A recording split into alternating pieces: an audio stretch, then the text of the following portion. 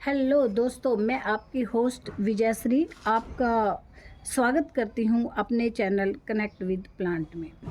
देखिए दोस्तों, अब सितंबर मंथ आ गया है। हमने अपनी बोगनवेलिया की ग्रोथ अच्छे से ले ली है। अब आप एक बार इसकी ग्रोथ देखिए। इसमें यदि मैं आपको टोटल ब्रांचेस दिखाऊं तो मेन ब्रांच 3 हैं और पिंचिंग कर करके आप देखिए मैंने इसको कितना ज़्यादा बुशी बना लिया है।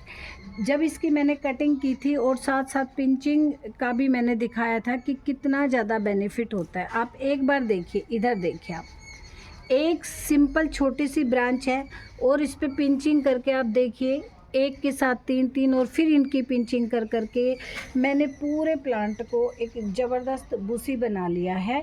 इसी तरह आप और प्लांट्स को भी देखिए, आप किस तरह से मैंने इनको अच्छे से इनकी पिंचिंग कर करके। छोटा सा एक प्लांट है, आप देख सकते हैं, बिल्कुल छोटा सा है और कितना ये बुशी दिख रहा है अब सिर्फ पिंचिंग की वजह से। तो आप पिंचिंग की वैल्यू को समझें और टाइम टाइम पे अपने प्लांट की पिंचिंग करते रहें। आप इस प्लांट को देख लीजिए, आप एक बार इसकी ग्रोथ देखिए। आप सिर्फ पिंचिंग से कितना ये हैवी हो गया है। हर ब्रांच में 2-2, 3-3, 5-5 ब्रांच बन गई हैं। इसी तरह आप इस प्लांट को देखिए, इसकी भी पिंचिंग से सिर्फ एक ही टहनी थी। और इस प्लांट को देखिए, ये भी कितना हमारा हैवी हो गया है सिर्फ पिंचिंग की वजह से। तो जब आप अपने प्लांट की ग्रोथ ले रहे हैं तो उसकी पिंचिंग करना आपके लिए उतना ही ज़रूरी है जितना ज़रूरी है प्लांट लगाना और उसमें फर्टिलाइज़र देना। तो अब देखिए, सितंबर मंथ आ गया है। अब हमें चाहिए अपने बोगनवेलिया में अच्छी फ्लावरिंग।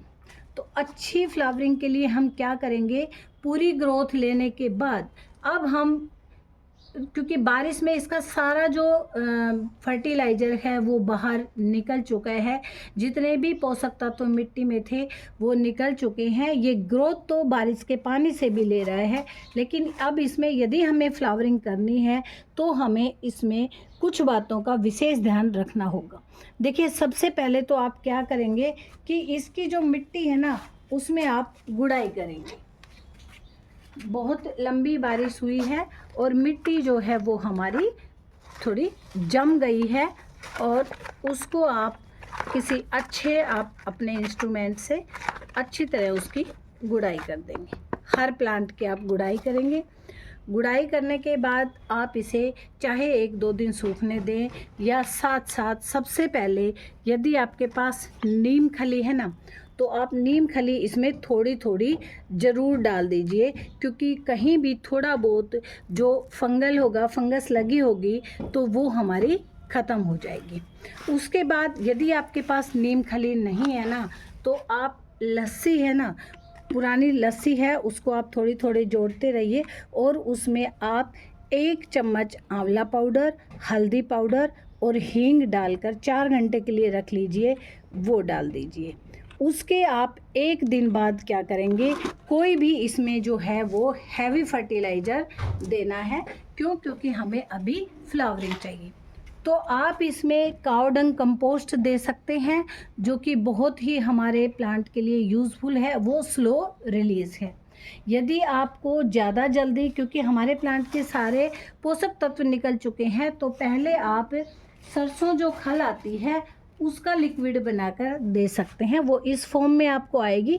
आप इसको पीसकर पाउडर फॉर्म में भी डाल सकते हैं, लेकिन मैं पाउडर फॉर्म में कम डालती हूँ। मैं इसे भिगो लेती हूँ 24 घंटे के लिए और फिर मैं इनको अपने प्लांट्स में डालती हूँ। तो वो जो है तुरंत एक टॉनिक का काम करता है हमारे प्लांट्स के लिए। और उसके बाद आप इसमें काऊ डंग कंपोस्ट या वर्मी कंपोस्ट डाल दें। उससे क्या है कि आपके जो प्लांट हैं उनमें हैवी फ्लावरिंग होगी। अब हमारे गुड़हल के जो प्लांट, हमारे बोगनवेलिया के जो प्लांट हैं उनमें हैवी फ्लावरिंग का टाइम है, तो इन सभी खाद का आप अपने प्लांट में प्रयोग करिए। फिर से मैं बता रही हूँ कि हम क्या क्या करेंगे। हम सबसे पहले अपने प्लांट की गुड़ाई कर देंगे। गुड़ाई करने के बाद कोई भी, क्योंकि ज़्यादा बारिश हुई है तो आप नीम खली डाल देंगे या आप लस्सी में आंवला पाउडर, हींग और हल्दी मिलाकर इसमें डाल देंगे। उसके बाद हमें तुरंत हमारे प्लांट्स के लिए टॉनिक चाहिए, तो आप क्या करेंगे, सरसों खली को भिगो देंगे 24 घंटे के लिए और उसे डाल देंगे। ध्यान रहे इसको ज़्यादा दिन भिगो के नहीं रखना, और एक बार हमें उतना ही डालना है कि पानी ड्रेनेज होल से बाहर ना आए। इसे पानी में अच्छे से डाइल्यूट करके फिर डालना है। उसके बाद आप 1-2 दिन बाद इसमें काव डंग कंपोस्ट डालिए या फिर वर्मी कंपोस्ट डालिए, जो कि स्लो रिलीज़ कंपोस्ट है। और यदि आपने बायो एंजाइम बना रखे हैं तो बायो एंजाइम भी आप डालिए। इसी तरह आप देखिए कि बारिश में सभी हमारे गमलों के पोषक तत्व बाहर निकल चुके हैं। हमें अपनी मिट्टी को रिचार्ज करना ही करना है, तो आप ये सभी खाद अपने सभी पौधों में भी डालिएगा। देखिए दोस्तों, यदि पसंद आया हो तो प्लीज़ लाइक करिएगा, शेयर करिएगा एंड सब्सक्राइब करिएगा।